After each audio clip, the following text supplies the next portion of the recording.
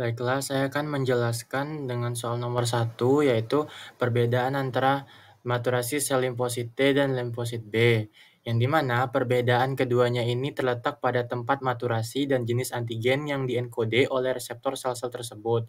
Nah, sel limfosit B ini berkembang dan matang di sumsum tulang, sedangkan sel limfosit T berkembang dan matangnya di timus. Untuk sel limfosit B itu untuk mengenali antigen yang terdapat di permukaan sel dan cairan tubuh. Sedangkan sel limfosit T itu untuk mengenali antigen yang diproses dan dipresentasikan pada permukaan sel oleh sel-sel antigen presenting. Nah, menurut jurnal, peran maturasi sel limfosit T dan B dalam mempertahankan imunitas adalah untuk menghasilkan respon imun yang spesifik terhadap antigen yang dienkode oleh reseptor sel-sel tersebut. Setelah antigen dienkode oleh sel limfosit T atau B, maka sel-sel tersebut akan berkembang menjadi suatu sel-sel efektor yang dapat menghasilkan antibodi atau sel-sel T yang dapat membunuh sel yang dapat memberikan perlindungan imunologis jangka panjang terhadap antigen yang sama di masa depan.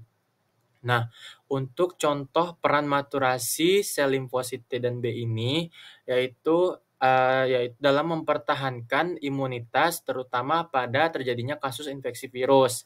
Nah, saat terjadi infeksi virus, sel limfosit B akan menghasilkan antibodi yang spesifik untuk virus, sedangkan limfosit T akan membunuh sel yang terinfeksi virus. Setelah infeksi virus sembuh, sel-sel memori yang dihasilkan oleh sel limfosit T dan B akan tetap beredar dalam tubuh dan memberikan perlindungan imunologis jangka panjang terhadap virus yang sama di masa depan.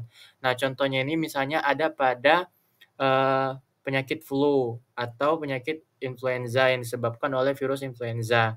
Nah, di sini peran limfosit B akan menghasilkan antibodi yang spesifik untuk melawan dari virus influenza itu sendiri, dan juga peran sel limfosit T akan melakukan protektor dengan cara membunuh atau memakan sel-sel yang sudah terinfeksi oleh virus influenza tadi. Nah, setelah perjalanan inkubasi dari penyembuhan terapi pada penyakit influenza tadi sembuh, nah maka sel-sel memori yang dihasilkan oleh sel T dan B itu akan mengingat dari adanya serangan virus influenza ini jika akan terjadi pada kemudian harinya. Sehingga jika terjadi kembali atau terulang kembali, maka sel T dan juga B akan langsung menghancurkan virus tersebut dengan cara yang sama seperti sebelumnya.